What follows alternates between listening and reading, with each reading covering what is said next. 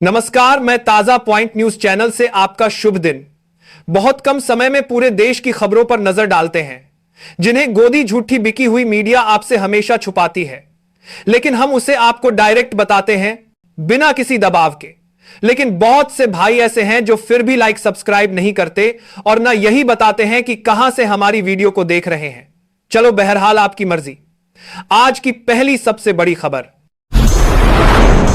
दोस्तों, आज संजय सिंह ने संसद में मोदी और अमित शाह पर जमकर निशाना साधा है।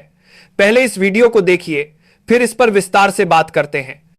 देश के प्रधानमंत्री को 73 साल की उम्र में तीसरी बार प्रधानमंत्री बनना है, लेकिन किसान का बेटा नौजवान सेना में 4 साल की नौकरी करेगा। यह भेदभाव क्यों है, मैं पूछना चाहता हूं। अरे भारत की सरकार, आदरणीय नरेंद्र मोदी जी की सरकार अगली योजना लेके आएगी कि इस देश के नौजवानों को मुफ्त में 5 करोड़ कटोरा बांटा जाएगा। भीख मांगो योजना, भीख मांगो योजना लाने का काम ये लोग करेंगे। अरे जेल का बजट तो बढ़ा दीजिए, 300 करोड़ रुपए जेल का बजट बढ़ा दीजिए।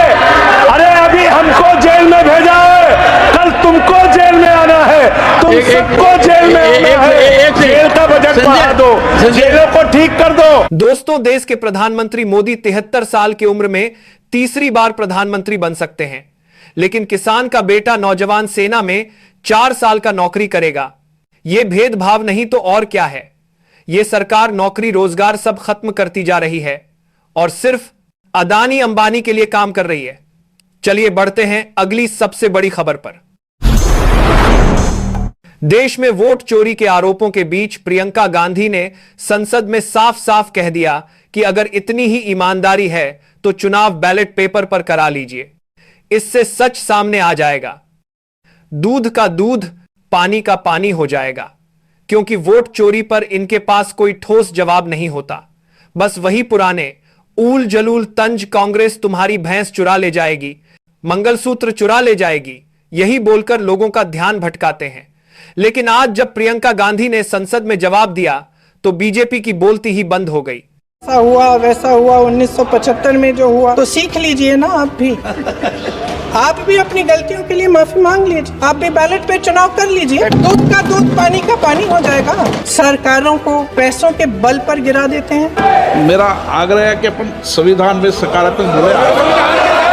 अध्यक्ष महोदय, सत्ता पक्ष के हमारे साथी ने एक उदाहरण दिया, तो मैं भी एक उदाहरण दे देती हूँ। महाराष्ट्र की सरकार का मैं भी एक उदाहरण दे देती हूँ। हिमाचल की सरकार को तोड़ने की कोशिश किसने की? पैसों के बल पे की। गोवा की सरकार, तमाम उदाहरण है। क्या ये सरकारें जनता ने नहीं चुनी थी? क्या संविधान इन पर लागू नहीं था? पूरी देश की जनता जानती है कि इनके यहाँ तो वॉशिंग मशीन है। भाजपा पैसों की बल पर सरकारें गिरती है।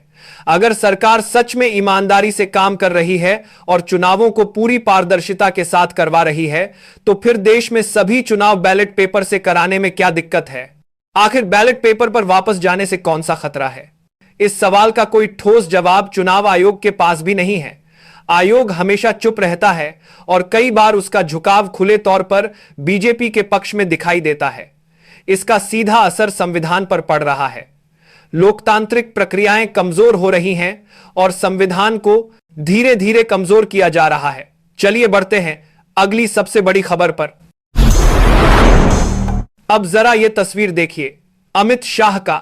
जब उनसे पूछा गया कि 65 लाख लोगों का नाम काटा गया, उनमें घुसपैठिए कितने हैं, यह कब पता चलेगा?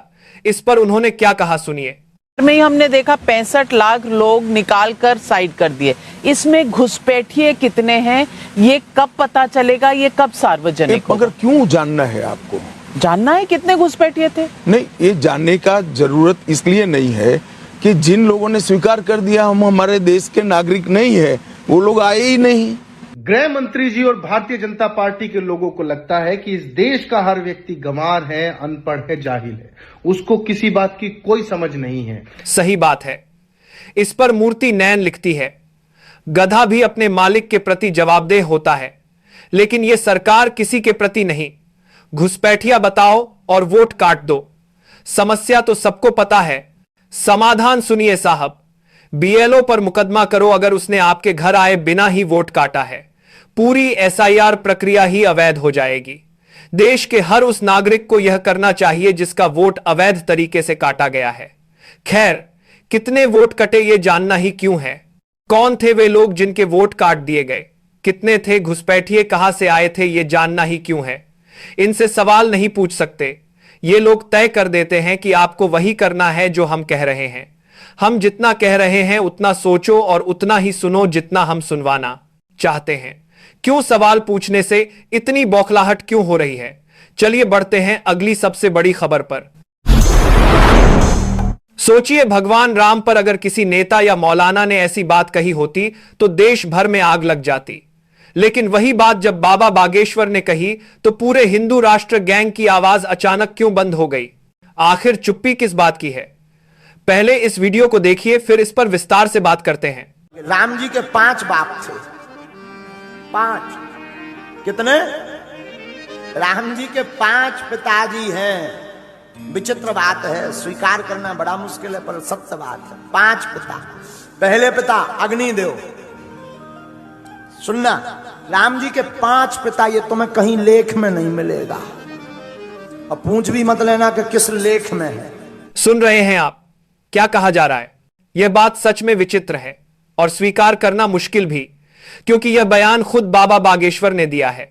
और कमाल देखिए, जो लोग हर मुद्दे पर शोर मचाते हैं, सोशल मीडिया पर हंगामा करते हैं, नफरत फैलाते हैं, किसी मौलाना, मुसलमान या किसी यादव नेता की बात का इंतजार करते रहते हैं ताकि विवाद खड़ा किया जा सके, वही लोग अब बिल्कुल शांत बैठे हैं।